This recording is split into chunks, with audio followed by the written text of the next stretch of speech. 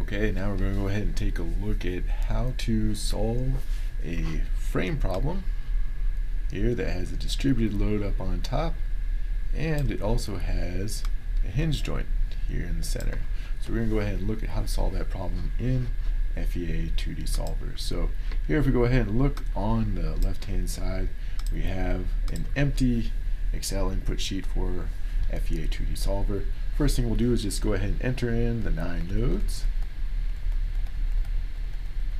And we'll go ahead and enter in the locations of each of these nodes, knowing that it's 16 feet across, being careful to emphasize that we do want our lengths in inches, not feet. So we'll go ahead and say that node 1, we'll go ahead and assume that's 0, and for every other one, we'll just go ahead and add 2 feet to the previous. And go ahead on down, there we go. No change in Y, so we'll go ahead and pull that on down, and we'll go ahead and assume that we don't need to do anything with the node angle because there are no off-axis constraints or anything like that. So we'll go ahead and move on to our line elements.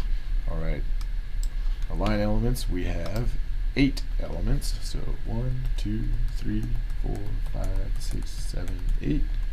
Then we have node 1 is always going to be the same number as our element number here, right? Oops, that's not what we want to do. There we go, right? And for element node 1, or pardon me, element 1, it's going to connect nodes 1 and 2. So I'm going to go ahead and copy all of these. Okay. And we'll put the node 9 there. So for example, element 3 right here connects nodes 3 and 4. Great. Alright. So it looks like we're going to have 30 mega psi, or 30 times 10 to the 6th psi. For our elastic modulus for each of these, we'll have a cross-sectional area of 4 inches squared. We'll have an area moment of inertia of 100 inches to the 4th. And, let's go ahead and assume that maybe we have 3 inches from the neutral axis to the top and 3 inches from the neutral axis to the bottom.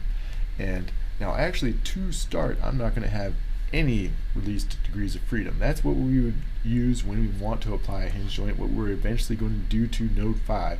We're not going to do it here. We're just going to leave it as is. We're not going to worry about the coefficient of thermal expansion. So keep in mind at this point, we are not entering in a hinge joint of any type. We just want to see what's happening as it is, pretending that this is one uniform being. Okay, so that's entering in all our line elements. Springs, no triangular elements, no quadrilateral elements, no temperature change, but we always have constraints. So looks like we have node 1 and all 3 degrees of freedom. So remember, in a plane, you always have 3 possible degrees of freedom. You can translate up, translate to the side, and you can rotate. So we're going to go ahead and constrain all of those degrees of freedom for node 1. And similarly, we are going to constrain all of those degrees of freedom for node 9. Okay, all set there. Nodal loads, we actually don't have nodes applied specifically to nodes. Now keep in mind, like when you actually run finite element analysis problem, you do have loads are always applied to the nodes.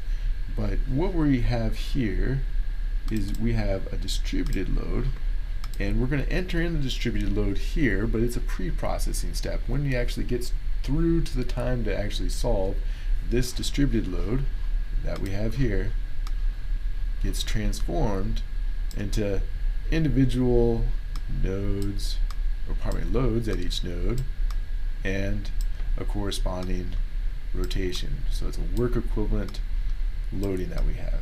Okay, so that's what it's going to get transformed into. Okay, so each one of these elements, each one of the 8 elements will have a distributed load. Now keep in mind that the distributed load is in terms of force per unit length, okay? And so we're going to enter in the angle that we want it applied at. Usually it's going to be downward, but it could be other directions, so we're just going to go ahead and put that in there. And we'll notice that we have the magnitude that it can be at node 1 and the magnitude that it can be at node 2. And this would be useful that in the case that we had something like a triangular type load, right? So if we had something like that, right, then the distributed load value would be different at, you know, node 2, node 3, node 4, right? So that's what that'd be used for. In this case, we just have a single value W, so we're just going to go ahead and use that. All right, I'm going to assume that well, let's say we have negative 90 degrees pointed downwards, so we'll go ahead and say that's true for each of our elements. And the distributed load value at node 1 is 200 pounds per foot, but we want it to be per inch. So I'm going to go ahead and divide it by 12. That will give me the number of pounds per inch. All right, I'm going to assume that's the same for the second node of that element, right? And we're going to go ahead and pull that all the way down, right? So for example, if I take a look at element 6, it's saying that the value of our distributed load at the first node defined in element 6, node 6, is going to be 16.67 pounds per inch, and it's going to be 16.67 pounds per inch at node 7. Okay. And that should be everything we have to solve for this problem, assuming that there is no hinge joint there. Let's go ahead and save this, and we'll go ahead and open up. Maybe I'll go ahead and shut it down. Sometimes there's a problem if you leave the Excel file open. All right, we'll go ahead and open up our MATLAB live script. There it is. And here we'll go ahead, and this is from the last example problem we took a look at. Now we're going to go ahead and look at the one that we just completed.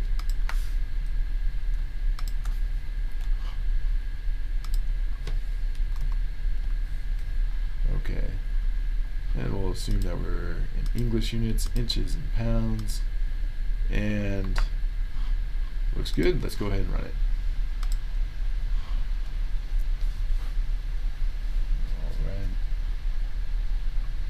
Looks like everything ran okay.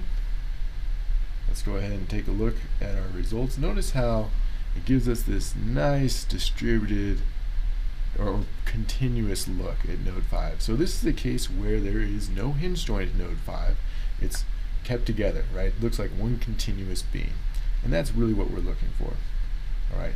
Now, let's see what happens when, instead of keeping it as a continuous beam, we're going to go ahead and introduce a hinge joint at node 5. So let's go ahead and go back here to our line elements here. Notice that we have this comment here about the released degrees of freedom, and it talks about any degrees of freedom that should be removed from the element. And so we have 1, 2, 3, 4, 5, 6. This talks about the 3 degrees of freedom that we have for the first node defined in the element, or the 3 degrees of freedom at the second node defined in the element.